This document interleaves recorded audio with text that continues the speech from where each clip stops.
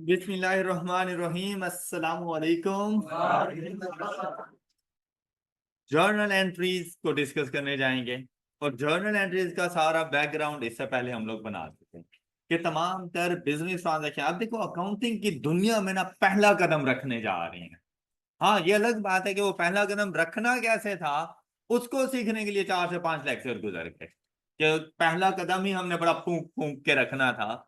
क्योंकि अगर पहले स्टेप पे ही आपसे गलती हो गई ना, तो वो कभी भी नहीं संभाली जा सकती। फाइनेंशियल स्टेटमेंट तक से वो मिस्टेक चलती है, तो मतलब आगे सब कुछ गलत ही गलत। तो इस वजह से पहला कदम रखना हमारे लिए बहुत ज्यादा इंपॉर्टेंट था। उसमें क्या था कि आप लोगों ने अपनी तमाम तर बिजनेस ट्रांजैक्शन पे, तमाम बिजनेस ट्रांजैक्शन को किसी भी बिजनेस की आप लोगों ने कन्वर्ट करना होता है जर्नल एंट्रीज के अंदर। और उसके लिए अभी तक हम लोगों ने अपना बैकग्राउंड बनाया। अब आप लोगों के जितनी भी एक्टिविटीज थी ना, वो सारी की सारी जरा शॉर्ट होने वाली हैं। मतलब ये जितना भी सब कुछ आप लोगों ने काम किया था ना, ये सारे का सारा काम आप लोग अब बैकग्राउंड में जाके करोगे। उसको रजिस्टर नोटबुक के ऊपर लेकर आने की जरूरत नहीं होगी। मतलब कोई भी बिजनेस ट्रांजेक्शन होगी, आप जस्ट उसको रीड करोगे, माइंड में सोचोगे कि उसमें कौन कौन से हेड्स इन्वॉल्व हैं। ये भी माइंड में सोचोगे कि उसमें मूवमेंट क्या है, इंक्रीज हो रहा है या डिक्रीज हो रहा है। ये भी माइंड में सोचना है कि कौन सा हेड डेबिट हो रहा है और कौन सा हेड क्रेडिट हो रहा है। इसको नोट करने की अब जरूरत नहीं पेश आएगी, जितनी आपने प्रैक्टिस कर दी है। अब आप लोगों का दिमाग आपको इस लेवल तक जरूर लेकर जाएगा कि आप किसी भी बिजनेस ट्रांजैक्शन के बारे में ऐसा कुछ सोच सकते हैं। लेकिन जब भी आपके पास बिजनेस ट्रांजैक्शन आए, अब आपने उसको कन्वर्ट करना होगा अपने पास जर्नल एंट्रीज की फॉर्म में।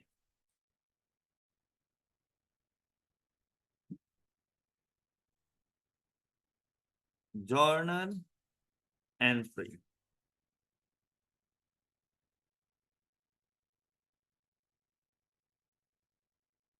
अच्छा, अब इसको किस तरह से रिकॉर्ड किया जाता है? इसके लिए ना आपके पास 4 कॉलम होते हैं। The first one is date, कि वो बिजनेस ट्रांजैक्शन किस दिन हुई, आपको वो डेट के बारे में बताया जाएगा। इन केस अगर क्वेश्चन में कभी डेट का जिक्र ना हो, तो उसकी नंबरिंग गिवन होती है। तो डेट के कॉलम में आपने वो नंबरिंग लिखनी होगी कि ट्रांजैक्शन नंबर 1 2 3 4 5। और जिस तरह से क्वेश्चन में नंबरिंग मौजूद हो, आप लोगों ने बिल्कुल वैसी नंबरिंग यूज करनी है, ताकि आपके एग्जामिनर को आइडेंटिफाई करने में आसानी रहे। ये बात क्लियर? अच्छा, इसके बाद आप लोगों ने लिखने हैं पर्टिकुलर्स।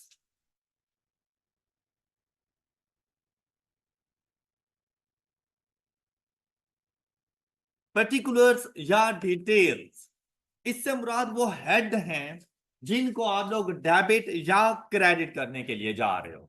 पर्टिकुलर्स या डिटेल्स, यहां पर आप लोग वो अपने हेड जो आप लोगों ने आइडेंटिफाई किए थे कि किस में इंक्रीज आ रहा है और किस में डिक्रीज आ रहा है, कौन डेबिट हो रहा है उस इंक्रीज या डिक्रीज की वजह से, और कौन सा हेड क्रेडिट हो रहा है, आप लोगों ने वो आके लिखना है। फिर आपके पास आपने थोड़ी सी इसके लिए स्पेस छोड़नी है हेड वगैरह लिखने के लिए।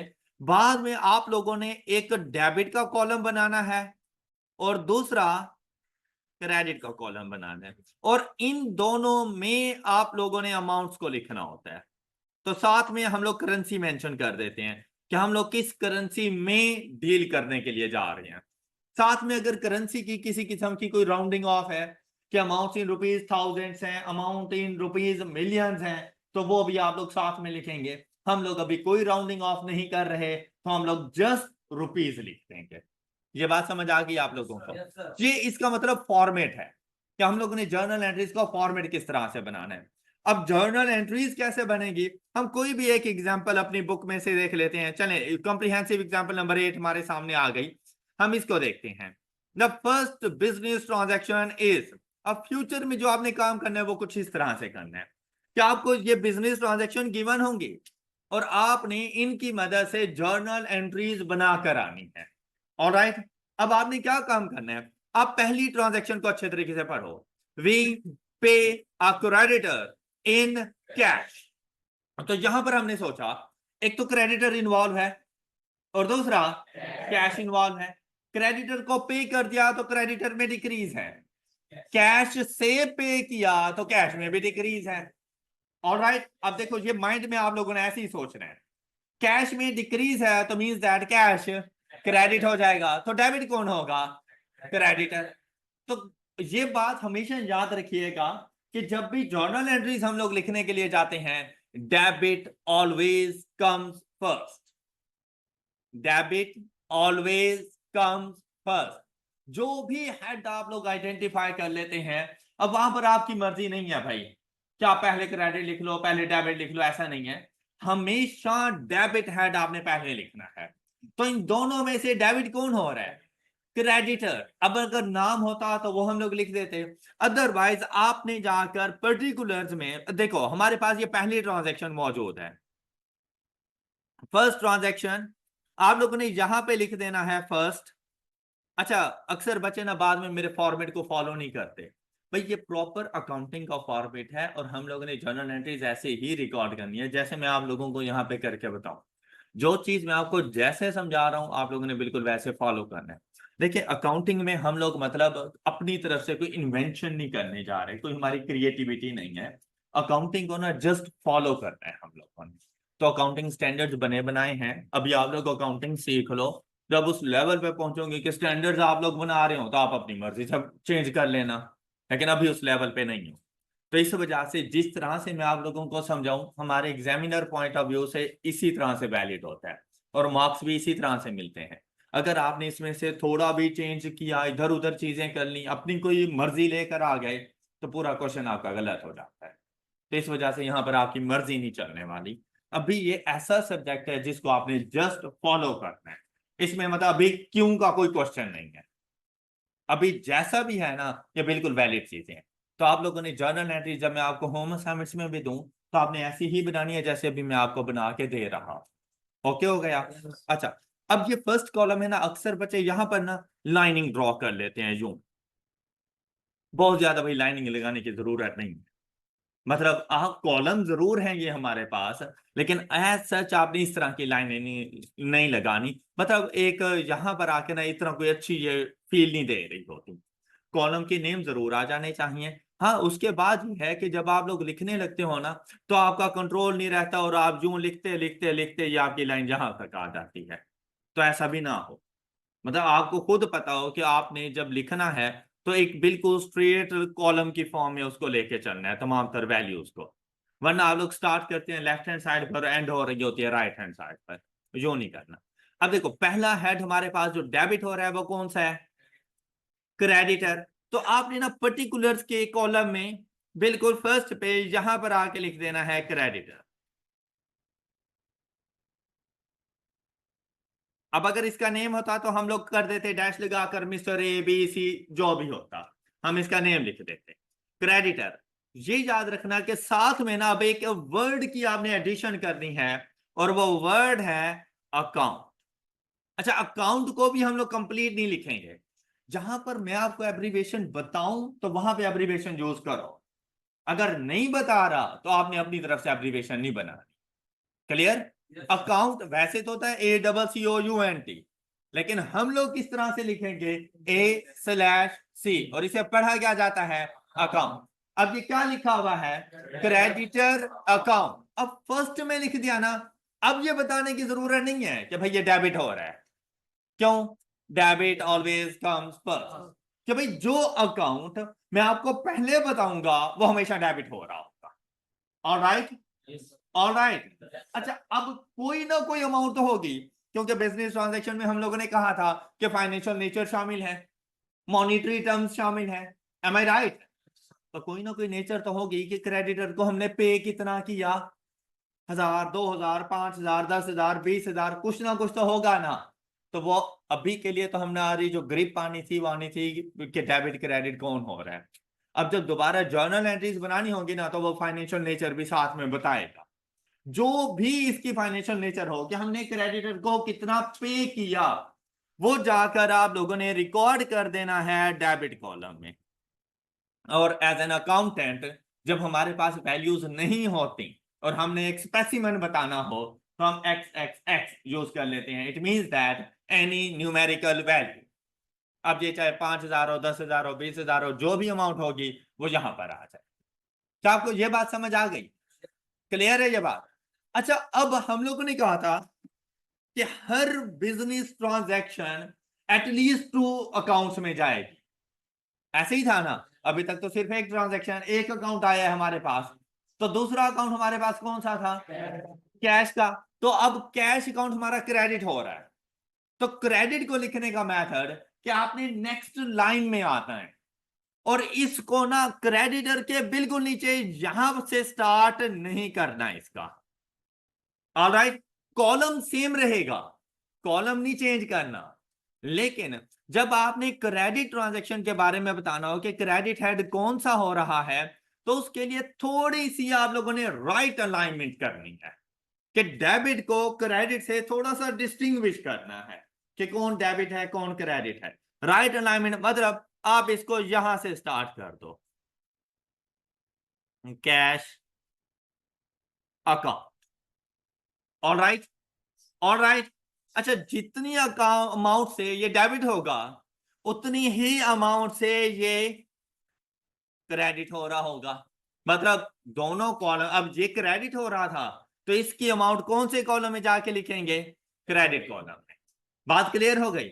और जैसे ही आप ये एक ट्रांजैक्शन कंप्लीट कर लो, उसके फौरन बाद आदत बना लेना कि आपने इसको अंडरलाइन करना है, और ये आपकी फर्स्ट ट्रांजैक्शन कंप्लीट हो जाती है। ऑलराइट, ये है जर्नल एंट्रीज की फॉर्म में बिजनेस ट्रांजैक्शन की रिकॉर्डिंग।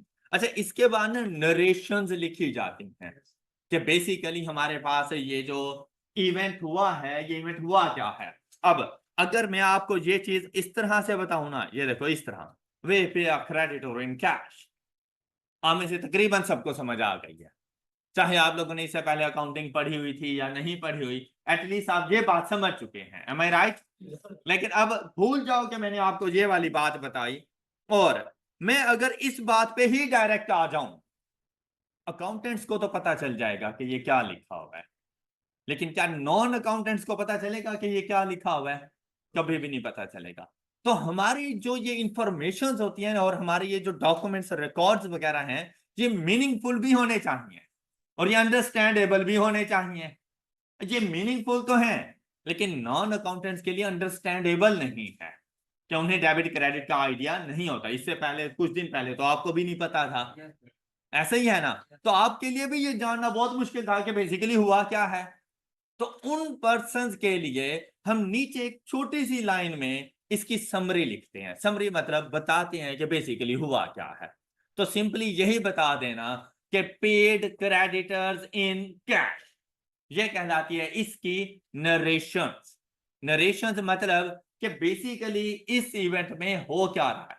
अब जिसको ये डेबिट क्रेडिट नहीं समझ आएगा, वो नीचे पढ़ेगा कि क्रेडिटर को पे किया गया है कैश की फॉर्म में, उसे इजीली समझ आ जाएगा। Am I right? Intro to accounting में इस पर फोकस नहीं करेंगे, या फिर वन की बात है। इंट्रो टू अकाउंटिंग में हम सिर्फ डेबिट और क्रेडिट करना सीखेंगे। Got it? हम नरेशंस के ऊपर फोकस नहीं कर रहे, नरेशंस पे फोकस होगा लेकिन एफआर 1 के अंदर जाकर। वहां पर अगर हम लोग नरेशन ना लिखें और बाकी एंट्री ठीक हो तो हमारा क्वेश्चन गलत हो जाता है, क्योंकि हमने नरेशंस नहीं लिखी होती। लेकिन इंट्रो टू अकाउंटिंग के लेवल पर हम नरेशंस को स्किप कर रहे हैं। Got it? बात समझ आ गई? अच्छा, जैसे ये फर्स्ट वाली कंप्लीट हो गई, उसके बाद हम जाएंगे सेकंड ट्रांजैक्शन पर। अब देखें सेकंड ट्रांजैक्शन क्या हुआ था इवेंट? फिक्सचर पेइंग बाय, अच्छा अब आप बताओ डेबिट कौन हो रहा है? फिक्सचर, तो फिक्सचर्स जाके लिख दो यहां पे, फिक्सचर्स अकाउंट हमारा डेबिट हुआ,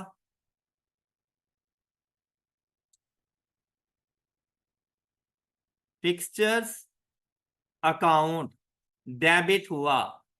अमाउंट्स नहीं है इसीलिए मैं इस तरह से इसको लिख रहा हूं, जब अमाउंट्स होंगी तो वो अमाउंट्स ही लिखी जाएंगी। अच्छा, तो इसके अगेंस्ट क्रेडिट कौन हुआ? चेक के लिए हम कौन सा वर्ड यूज करते हैं? तो ये देखो यहां पर आ जाएगा हमारे पास बैंक अकाउंट, और ये जाएगा क्रेडिट कॉलम में। ऑल राइट, अब जैसे ही इसको कंप्लीट कर लिया हम लोग इसको अंडरलाइन कर देंगे कुछ इस तरह से। अच्छा, ऐसा हर जर्नल एंट्री को अंडरलाइन किया जाता है, ये ना हो कि हर डेबिट के बाद भी अंडरलाइन और हर क्रेडिट के बाद भी अंडरलाइन।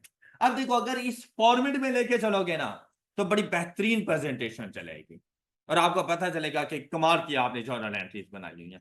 अगर आप यहां पर ना ये सिर्फ लाइनिंग की ही भरमार कर दें तो एट द एंड आप लोग देखेंगे कोई इतनी खास प्रेजेंटेशन नहीं आ रही होती।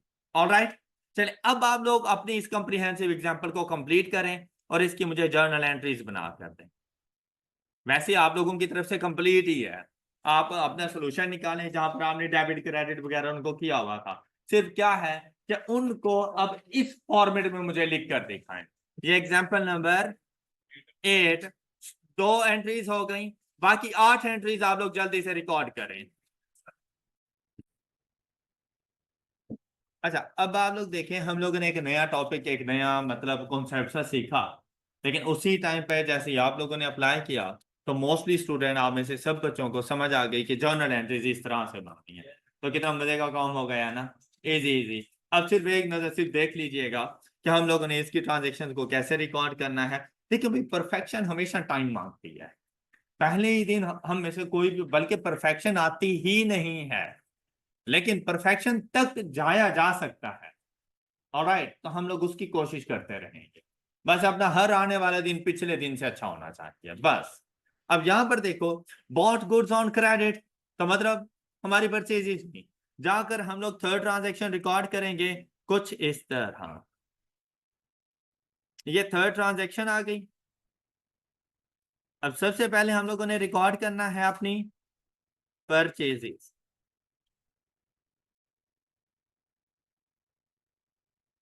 Purchases account. अच्छा, अब इसको पढ़ा जाता है। अब यहाँ पे हम ये नहीं कहते परचेजेज अकाउंट डेबिट। अच्छा, ये ऑन क्रेडिट थी ना, ऑन क्रेडिट थी ना, तो साथ में हमारे पास क्या आ जाएगा, क्रेडिटर। अब क्या क्रेडिटर का नेम गिवन था? जब नहीं था तो हम क्या उससे जबरदस्ती करेंगे कि नहीं भाई हमें बताओ, तो क्रेडिटर अकाउंट। अच्छा, अब इसको पढ़ा किस तरह से जाता है, हम लोग ये नहीं कहते कि purchases account debit, creditors account credit, हम जो नहीं कहते। अब अकाउंटेंट बनने जा रहे हैं ना, तो हमें पता है कि डेबिट ऑलवेज कम्स फर्स्ट।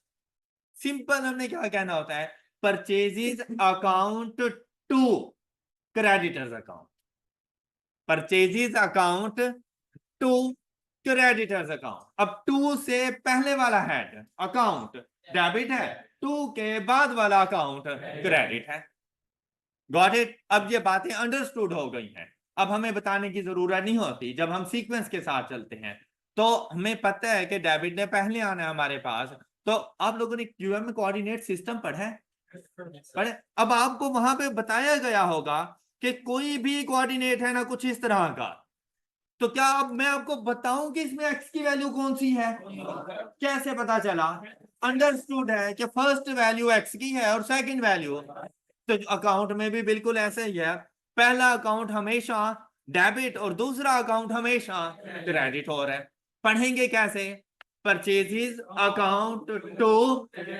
अब अगर कभी मैं आपसे जर्नल एंट्रीज पूछूं कि इन फ्यूचर अगर मैं आपसे ये कहूं कि इस बिजनेस ट्रांजैक्शन की मुझे जर्नल एंट्रीज बताओ, तो आप लोगों ने बिल्कुल ऐसी ही बतानी है। कि सपोज अगर मैंने आपसे थर्ड की पूछी तो आपने मुझे ये पढ़ने के बाद what goods on credit journal entries ऐसे बतानी है, sir purchases account to creditors account.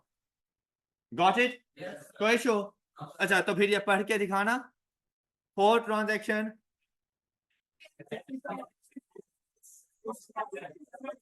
शाबाश, क्या बात है, आप लोगों की जीनियस है यार आप लोग। मजाक की है। क्या लिखेंगे हम लोग यहाँ पर? Cash account to capital account.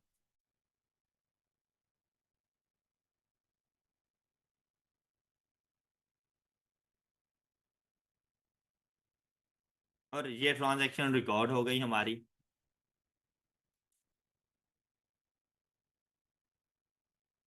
अच्छा, अब हमारा फॉर्मेट तो बिल्कुल सेम सेम रहेगा। अब जरा फिफ्थ ट्रांजैक्शन को पढ़िएगा जी।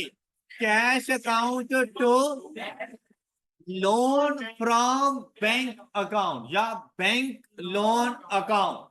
Okay, cash account to bank account नहीं, ये बेसिकली लोन है। और लोन किससे है? बैंक से, तो loan from bank account. Alright, सबको क्लियर? अच्छा, नेक्स्ट ट्रांजेक्शन देखें।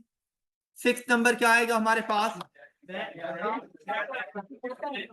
Bank account to debtors account. Alright, अच्छा नेक्स्ट वन 7th नंबर। अब ये मुझे लिखने की जरूरत तो नहीं है ना, चलें 7th number. We return goods to supplier, तो creditor account to purchases return account. Abdullah okay, चले अब्दुल्ला नेक्स्ट बताना क्या आएगा?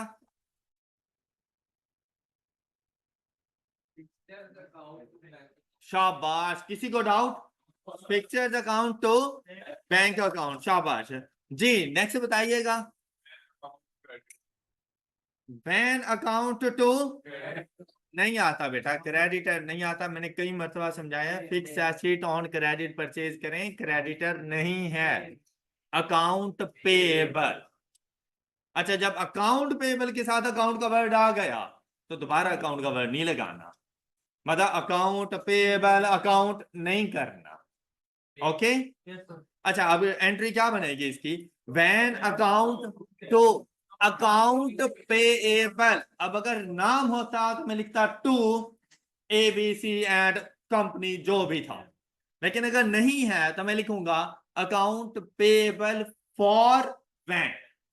अब इसका कंप्लीट नेम ऐसे लिखो, अगर किसी ने नहीं लिखा तो वो लिखेंगे वैन अकाउंट, और जो क्रेडिट करना होगा अकाउंट पेएबल फॉर वैन। इसको ठीक कर लो। ओके हो गई ये बात जी। And the last one is, हाँ जी बताएं, आप बताएं। सेकंड, सेकंड ये शाबाश। लाइबिलिटी अकाउंट नहीं, लाइबिलिटी किस नेम से है? बैंक लोन अकाउंट डेबिट, आगे कैश बैंक लोन अकाउंट या loan from bank account to cash. All clear? शाबाश, वाह क्या बात है आप लोगों की। इसी तरह से आप लोगों ने एग्जांपल नंबर 9 की जर्नल एंट्रीज बना लेनी है अपने पास। ओके, और जल्दी से एग्जांपल नंबर 10 की जर्नल एंट्रीज बना कर दें। और मुझे इसकी सिर्फ फर्स्ट 5 ट्रांजैक्शन सॉल्व करके दें। चले फर्स्ट 6 ट्रांजैक्शन आपने मुझे एग्जांपल नंबर 10 की सॉल्व करके देनी है, खुद से करनी है और प्रॉपर मेथड के मुताबिक करनी है। फर्स्ट 6 ट्रांजैक्शन जल्दी से सॉल्व करें।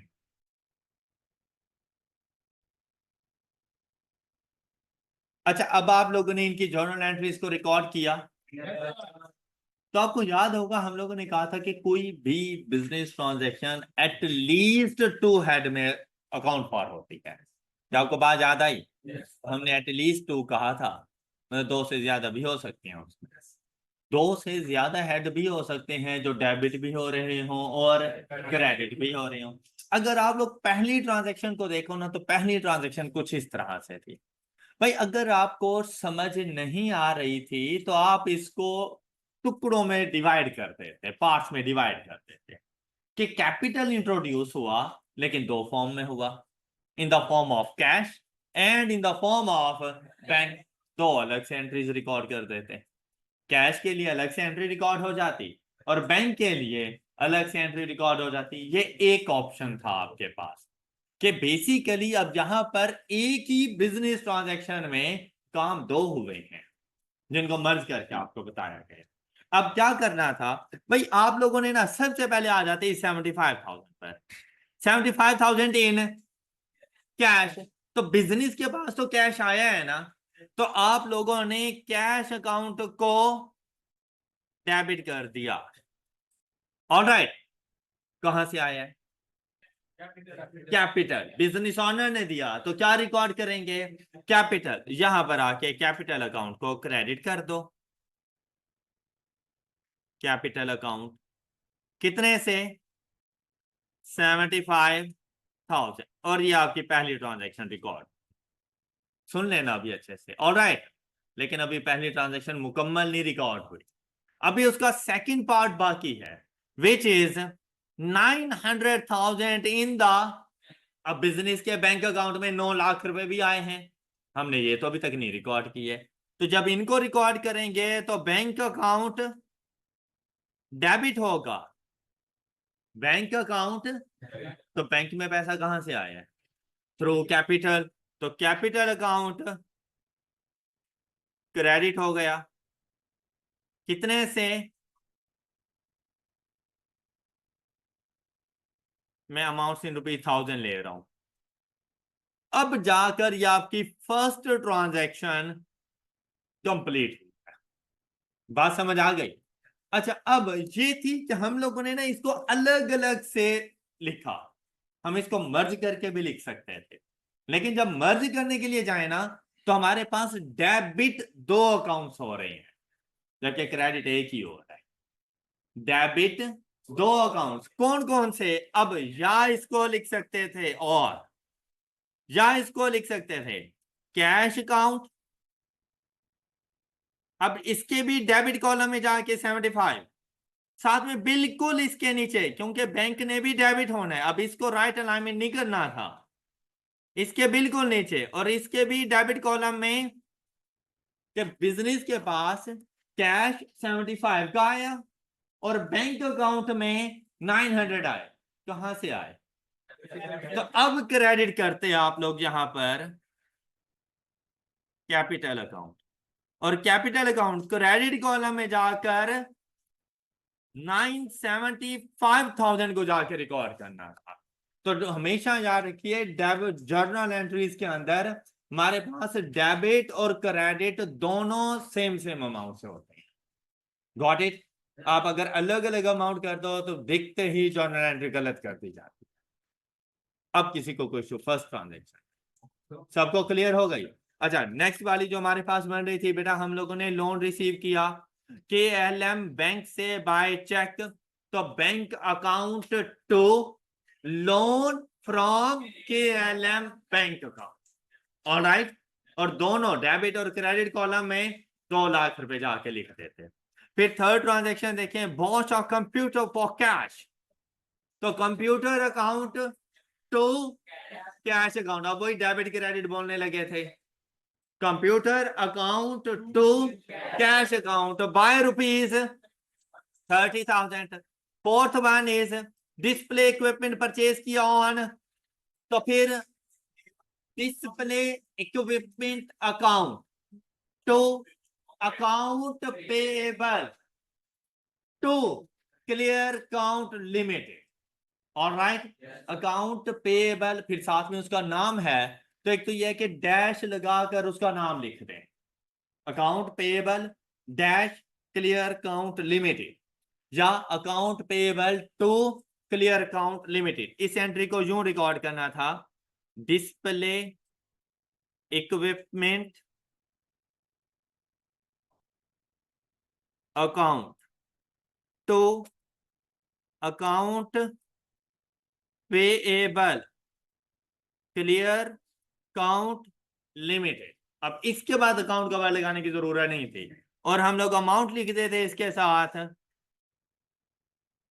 42, ये इस तरह से एंट्री बन जाती। क्लियर हो गई बात?